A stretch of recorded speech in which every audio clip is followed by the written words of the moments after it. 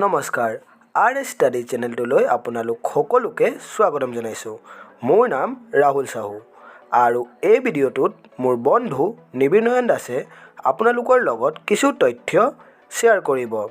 যদি আপোনালোক এই চেনেলটোলৈ প্ৰথমবাৰৰ বাবে আহিছে তেন্তে চেনেলটো ছাবস্ক্ৰাইব কৰিবলৈ নাপাহৰিব আৰু যদি ভিডিঅ'টো ভাল পায় তেন্তে নিজৰ বন্ধু বান্ধৱী আৰু ভাইটি ভণ্টিসকলৰ লগত শ্বেয়াৰ কৰিব।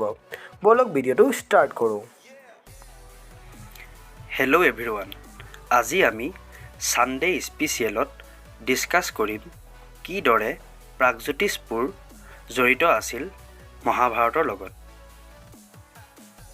বলক আমি ভিডিঅ'টো আৰম্ভ কৰোঁ। মহাভাৰতৰ কালচোৱাত আমাৰ নৰ্থ ইষ্টাৰ্ণ পাৰ্টটোত বাস কৰিছিলে এজন অসুৰ ৰজাই আৰু তেওঁৰ নাম আছিল নৰকাসুৰ। তেওঁ বৰ্তমান কামাখ্যা টেম্পলৰ ওচৰত বাস কৰিছিল আৰু তেওঁ ৰাজধানী অথবা কেপিটেল আছিল প্ৰাগজ্যোতিষপুৰ, যিটো আমি অসমৰ পুৰণি নাম হিচাপে গম পাওঁ। পুৰণি তথ্য যেনে কালিকা পুৰাণ, মহাভাৰত, ৰামায়ণৰ মতে নৰকাসুৰ জন্মগ্ৰহণ কৰিছিল বিষ্ণুৰ বৰা অৱতাৰ আৰু ভূদেৱী অথবা ধৰিত্ৰীৰ পৰা।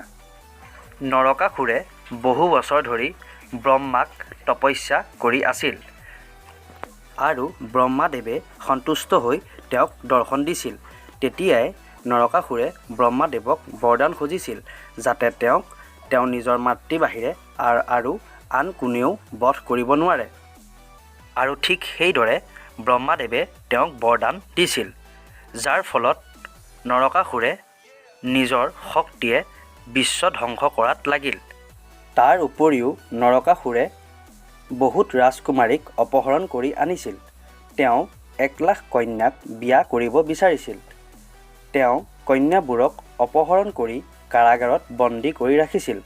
দুখত পৰি সকলোৱে শ্ৰীকৃষ্ণক সহায় বিচাৰিছিল।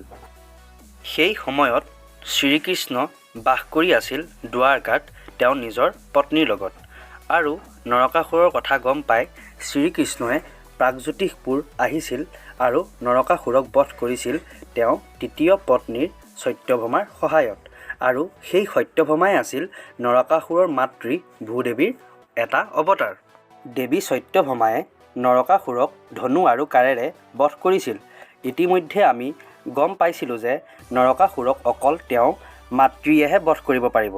সেইবাবে উল্লেখ কৰা ব্ৰহ্মাদেৱৰ বৰদানৰ মতে সত্যভামা ৰূপত তেওঁৰ মাতৃয়ে নৰকাসুৰক বধ কৰে। কিছুমান বেলেগ বেলেগ তথ্যত উল্লেখ আছে যে কি নৰকাসুৰক বধ কৰিছিল শ্ৰীকৃষ্ণই যেতিয়া নৰকাসুৰে কামাখ্যা দেৱীক বিবাহ কৰাব বিচাৰিছিল। এই বিষয়ে আমি বেলেগ এটা ভিডিঅ'ত ডিটেইলত পঢ়িম। নৰকাসুৰক বধ কৰাৰ পাছত সকলো কন্যাক শ্ৰীকৃষ্ণই উদ্ধাৰ কৰে, কিন্তু সেই সময়ত সেই কন্যাবোৰক বিবাহ কৰাবলৈ কোনো বিচৰা নাছিল। সেইবাবে শ্ৰীকৃষ্ণই নিজেই 16,100 গৰাকী কন্যাক বিবাহ কৰাইছিল আৰু তেওঁলোকক দ্বাৰকালৈ লৈ গৈছিল।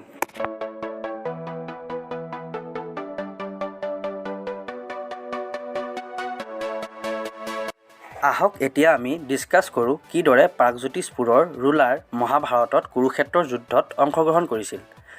কুৰুক্ষেত্ৰৰ যুদ্ধত অংশগ্ৰহণ কৰা প্ৰাগজ্যোতিষপুৰৰ ৰুলাৰ আছিল ভগদত্ত। তেওঁ আছিল নৰকাসুৰৰ পুত্ৰ। তেওঁ মহাভাৰতত অংশগ্ৰহণ কৰিছিল কৌৰৱৰ ফালৰ পৰা, যাৰ ফলত অৰ্জুনৰ হাতত ভগদত্ত মৃত্যুমুখত পৰে। তেওঁ কিয় মহাভাৰতত কৌৰৱৰ ফালৰ পৰা অংশগ্ৰহণ কৰিলে সেই বিষয়ে আমি নেক্সট ভিডিঅ'ত ডিটেইলত ডিছকাছ কৰিম। So' how Pragjyotishpur look today? It is one of the fastest growing city in India, which is known as Gateway of Northeast India. Yeah, Pragjotishpur is Guwahati city in present day. Thank you. যদি ভিডিঅ'টো ভাল পাইছে তেন্তে comment কৰি জনাব কি ভিডিঅ'টো কেনেকুৱা হৈছে।